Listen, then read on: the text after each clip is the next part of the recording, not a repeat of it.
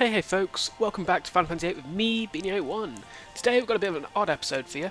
This is going to contain no story, it's not really a side quest in its own right either, guess, but for those of you who are playing along or are just curious, this episode is basically going to be me showing off how you get all the ingredients for the final tier weapons and where you, which magazines you need to buy these weapons, because as you probably picked up by now, you require the Weapons Monthly magazines in order to get to certain weapons. Now, first up I'm going for is Squall's final weapon, which is the Lionheart. You get this in the Weapons Monthly first issue, which you either find in the last Laguna Dream, in Odin's laboratory, or you can buy it at Exeter bookstore for I believe 35,000 gil. Now, for this one, you need Adamantine, Dragon Fang, and Pulse Ammo. Adamantine isn't that difficult to get, but you can only get it through grinding a particular creature, as far as I know. I believe you can use card mod on one of the either Sacred or Minotaur cards, but the way I got it was through killing the Adamantoises, which you can find on Hashbury Plains beach, just near Dollet.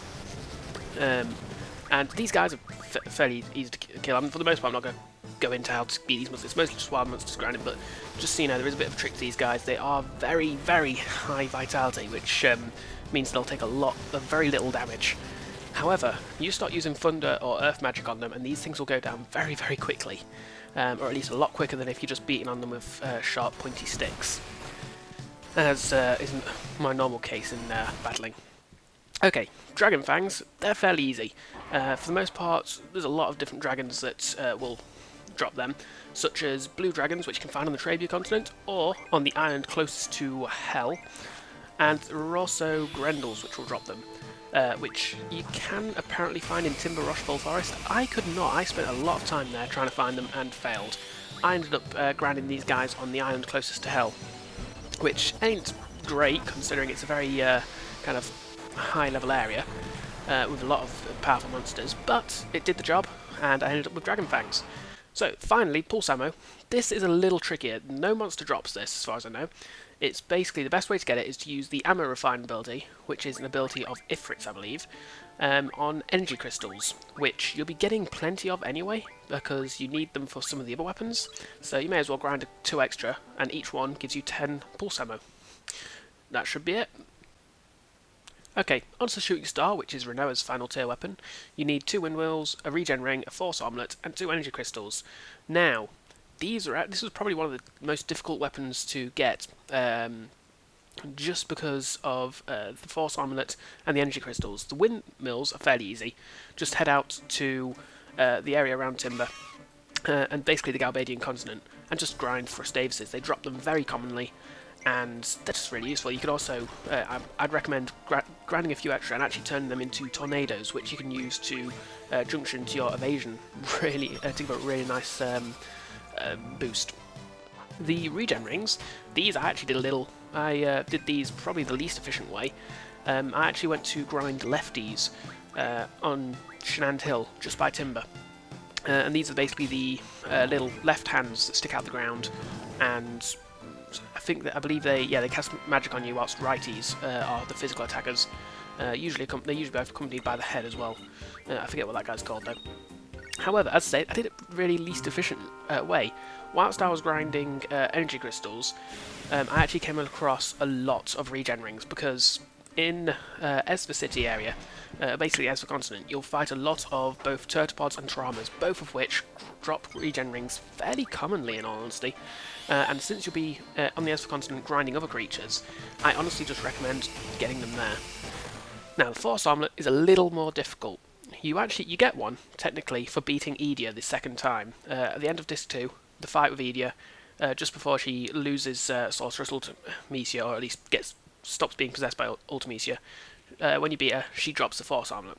However, if you've already used that, which I believe you can use it to give AGF a certain ability, I can't remember what the ability is off the top of my head though, if you've already done that, you can head to Timber Rochefort Forest and grind Otchus.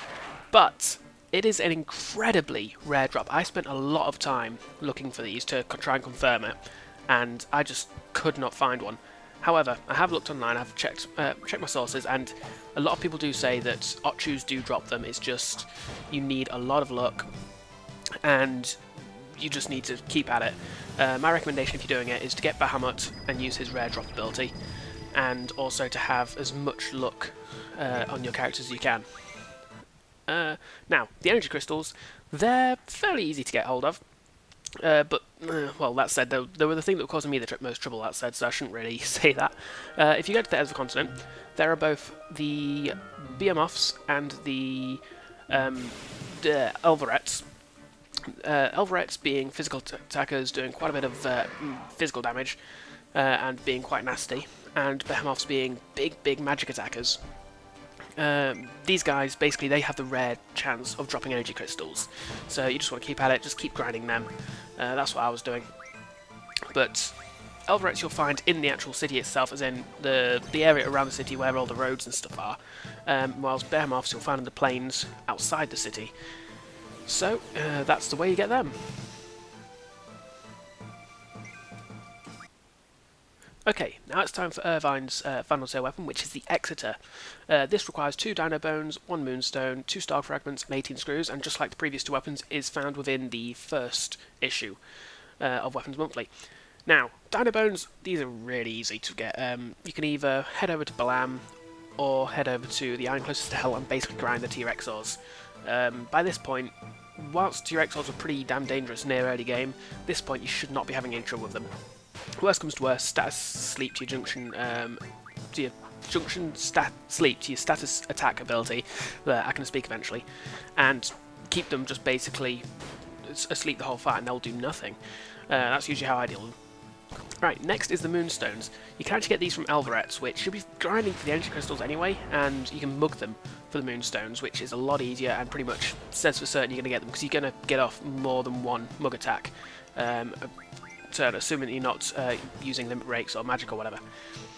Okay, Star Fragments, they're fairly easy. Whilst you're grinding the Elverets and the Behemoths in Esper, you'll also come across Iron Giants. These guys have a lot of vitality, not as much as the Adamantoises by a long shot, but still, they're fairly resistant to hits. And once you take out half the health, they're going to use an ability that basically reduces physical damage to them by about 75%, which makes them annoying. But if you're able to control them, they're very susceptible to sleep. If you've got a Dispel spell, or some Dispel magic available, you can pretty much just cancel out their Protect ability. But yeah, you can use, I believe you can mug and Star Fragments from them, and they'll drop them as well. Screws, these are incredibly, this is probably the easiest item you'll have to get in this entire list, really, of all the weapons. Basically, just go to Timber, Dollar even, the area around there, just grind the geezards. Each battle will drop between about 4 to 6 screws, and it'll take a single hit. Even if you've not junctioned anything to attack, geezards are so wimpy, they'll just fall over straight off. Okay, Selfie's final tier weapon is the Strange Vision. This is a fairly easy one to get hold of, actually. You're going to be grinding most of these stuff for other weapons anyhow. The Adamantine you'll be getting for Squall's weapon anyway, just, as I say, grind an extra one of them when you're killing the Adamantoises, down on Hashbury Plains Beach near Dollet. And the Star Fragments, remember you're getting those from the Iron Giants, as I just said. Again, just grind a few extra whilst you're getting them for the Exeter. The Curse Spike, however, you're pretty much going to come across these whilst you're grinding the other stuff, assuming you're doing it the way I'm recommending. Basically, whilst you're around Exeter, you'll also come across Imps, which are annoying little buggers that will cast fairly powerful magic at you.